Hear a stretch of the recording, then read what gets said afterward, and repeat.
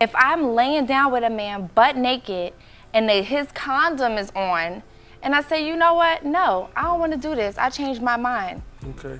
That means no. Right. That means no. That's it. It doesn't matter how far I take it or what I have on. No, I wasn't saying. No, it means no. I wasn't saying. I've heard a quote like, you know, dress how you want to be addressed, and it just has some validity to that. Oh, boo. Okay. No, that's not realistic. Stop it. Okay. If I want to wear a short skirt or a tank top and I'm at the club and I'm having fun with my friends and I feel sexy, I'm not DTF. I'm not even looking at you. I don't even want to have sex with you. I didn't come here to have sex. I didn't come here to hook up with nobody. I came out here with my girls and I just feel pretty. Okay. I'm not asking for nothing. Okay. That's how society raised all of us. I'm a former shamer. I've called women a million times. Okay. You know what I'm saying? And now I'm not. Like I said, society teaches us to be that way. You see a woman that's like dressed provocative and you're just like, she's loose. She belongs to the streets. What's going on, YouTube? It's your boy Ron back with another video. If you're new to the platform, welcome to the tribe. By the end of this video, I hope you subscribe. As you can see, this is what the modern woman is trying to shame you into accepting. This is the reason why women get upset at passport bros, because we're no longer cool with accepting this behavior, and you're not going to shame men into accepting this anymore. On to the next clip. Weak men run from strong women because they know they can't manipulate you. We understand the context of what she means when she says a strong woman. This is the boss babe, don't need no man kind of chick. Weak men will go with any woman that will have them. And the only women that will put up with a truly weak man, a man that lacks masculinity, is the so-called boss babe. Precisely because the boss babe can manipulate him. So it's kind of a gaslighting thing. These boss babes go out with a lot of weak men. And of course, they're never going to be happy with a truly weak man, a man that can be manipulated. They really want a genuinely masculine man that runs against the feminist indoctrination that they've totally digested. And they can't let go of that independent boss babe mentality. So what they say is, these men that are not wanting to be with me because I'm a boss pain in the ass, they must be weak. Therefore, nothing wrong with me, the boss babe. It's all on the fault of men. Nothing to do with my shitty attitude, my masculine ways, and a general attitude that says she is an adult child, stomping her feet on the ground until she gets what she thinks she wants. Perfect. Facts, man. He broke that down perfectly. This is what I say all the time, you guys. This is just another shaming tactic that women use because the guys that they really want are not gonna put up with this masculine, independent, I don't need no man attitude. That's all it is. And I tell you guys all the time, those women, the only kind of men that they're going to have access to is the men that are really weak.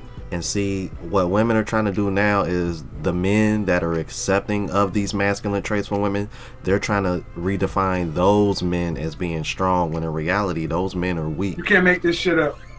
You can't make this shit up. Can't make this up. Let's keep it moving. I'm gonna tell you why black men are out here and the rates are through the roof. They tear us down when we don't communicate and express our thoughts and feelings and sentiments or our vulnerabilities. And then as soon as we talk and express our thoughts and vulnerabilities, we get our ass beat and get torn down for that too. Well, I'm not finna let myself drive me crazy from keeping all this bouncing around in my head. So as long as these interviews are scheduled, motherfucker, I'ma show up and talk. Most women don't respect most men, and on top of that, most women don't like most men. A majority of the women want a minority of the men, and social media has made it where they think there's a bunch of guys out there that meet these prerequisites, but the reality is this is like the top 1 or 2% of men, but girls feel that they're entitled to this guy because they get so much attention on social media. For all the guys out there that say, what are you talking about? Let's say you made an Instagram profile, you put pictures of yourself up, and girls start DMing you, saying, yo, I'll fly you out to Dubai, yo, I got a party coming, etc. And you can go ahead and smash any girl you wanted. Well, you start to be picky too, right? You start to think that you were important. You would start to get annoyed when regular girls hit you up. You would only want the best and baddest girls hitting you up. You would no longer feel the need to self-improve. You wouldn't become a better man. You wouldn't go to the gym. You would just be special. You deserve it, right? You know your worth. That's the modern day woman. We don't punish them for bad behaviors, and we don't hold them accountable for their poor decisions. No matter how a woman behaves in the West, she's rewarded for it. So what I tell guys is, you need to stop simping. Yeah, kind of like how Jordan Poole spent $500,000 on a first date for a woman who did absolutely nothing for. And believe it or not, I actually had a woman trying to defend what Jordan Poole did for a first date. I even had a man try to. Bruh.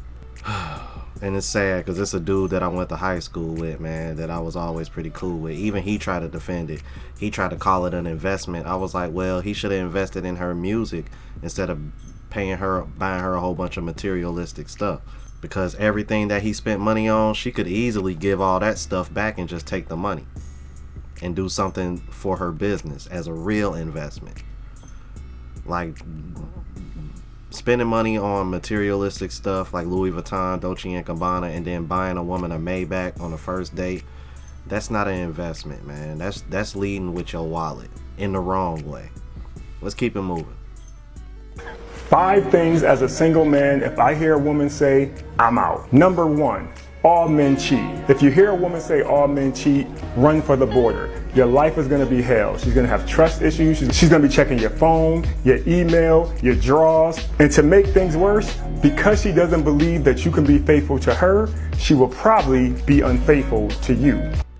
Yeah, I gotta stop and speak on that because in my personal opinion, I think most women who think like that, those are usually the ones that are cheating. She belongs to the streets. And if you don't believe me, try to look through your woman's phone and see how she responds to you looking at her phone. If she try to snatch her phone from you or she don't want you looking at her phone, that tells you everything you need to know. Let's keep it moving. Number 2, if you hear her say there's no good men, when you meet a woman that says that means you're going to be spending most of your relationship just trying to prove to her that you're a good man. And even if you actually prove it to her, if one small thing happens that gives her any doubt, you got to start all the way from scratch again. And ain't nobody got time for that. Number 3, men are intimidated by me. That means this woman is delusional. Number 4, I need a man who can handle me. I spend my whole day handling my business. I do not want to come home and handle you. And number 5, I don't have any female friends. If you can't cultivate one relationship with a woman, something is wrong. Yeah, and more than likely, She belongs to the streets. yeah. On to the next clip, you guys. Let's keep it moving. Listen, he's very attractive, he's very cute, he has tattoos, he is a little short, he's 5'8", not gonna lie. And I like tall guys. I am so sorry if you're watching this. I have always gone for tall guys.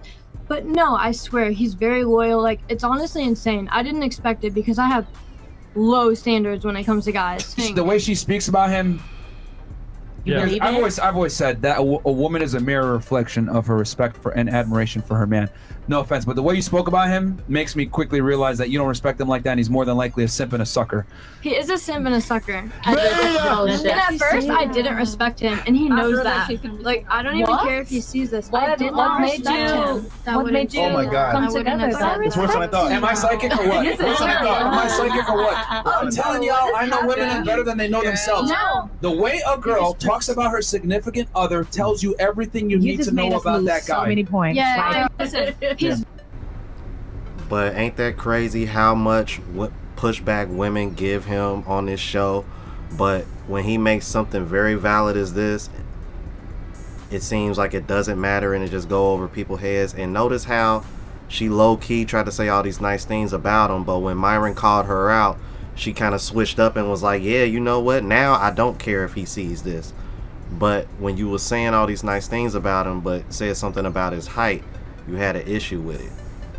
And see, and this is another reason why more and more women are going to become single, because even though you had all these nice things, all these other qualities that you liked about him, qualities that are actually more important for maintaining a long-term relationship, the fact that he's a 5'8" is an issue for you. What does him not being 6 foot have anything to do with you sustaining that relationship long term? Him being 6 foot is not going to keep the relationship alive. That's what I'm talking about. Women's priorities are out of sorts simply because they feel like they don't need men because they make their own money now. So now they're putting their wants before their needs. Let's keep it moving. You guys really think that your guy friend is your guy friend? They're gonna call him and they're gonna say, I miss you, but why haven't we ever taken it to the next level? Hi, bro. How have you been? Okay, so I have a question. I want you to explain, like, you know we're best friends and all of that, but I just, like, we were talking and I want to know why we never dated. Like, I think that's Chris. well, why? I don't know. But, I mean, we're best friends. I know that how much hurt you and stuff. And I thought you wasn't ready. I was what? I thought you wasn't like for another guy. But, Hang up. but why are you saying that? I thought we besties. No, we are just But you will. You will? Oh. And it's what's funny is that she looked like she's so disappointed. It's like, I don't see this is, and y'all wonder why men tell y'all we don't like women that got a bunch of male friends or male friends, period. We understand men. Just like y'all don't like men won't having a bunch of female friends because y'all understand women. I don't but see, the reason why women think this is okay is because they know they control access to sex.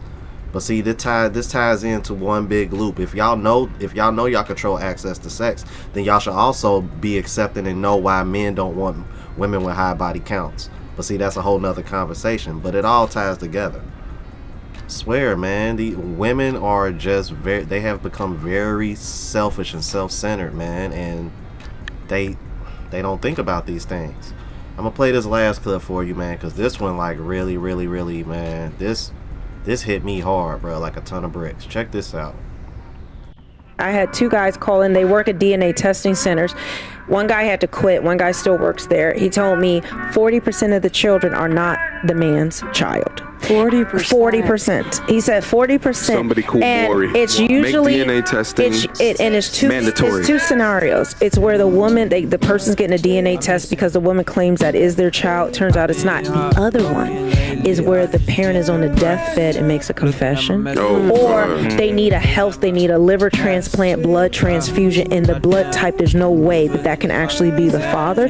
So then they find out because of medical reasons, you mean that's not my father? Then the father finds out from that way. He said it took such a toll on him that he could no longer do it because he would be sitting on the phone counseling the men and the grown children who these women falsely accuse. We see it on Maury, we see it on paternity court, but yet we say men need to be held accountable. Yeah, and we say men need to have dick discipline. But in the black community, there's more black women with kids versus black men, even though the women outnumber the black men by 2 million. And just where he worked at alone, damn near 40%. That's almost half of the paternity test. That's all 4 out of every 10. That's almost half, bro. You can't make this shit up. 4 out of every 10? Are you kidding me, bro? I don't blame dude for quitting that job, man. I can only imagine what kind of toll that took on his mind, man.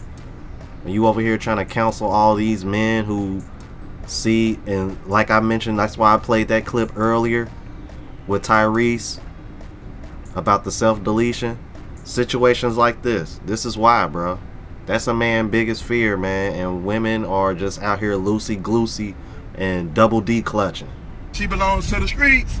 Y'all let me know what y'all thought about this, man. If you're new to the platform, please subscribe. OGs, I appreciate the love and support. Make sure y'all hitting that bell notification. That way y'all know what I'm uploading. Hit the like button because it helps with the algorithm and helps me reach a broader audience. Also, look out for the travel vlog channel. Unplugged Traveler link is in the description and pinned in the comments. To the next video, you guys. Deuces.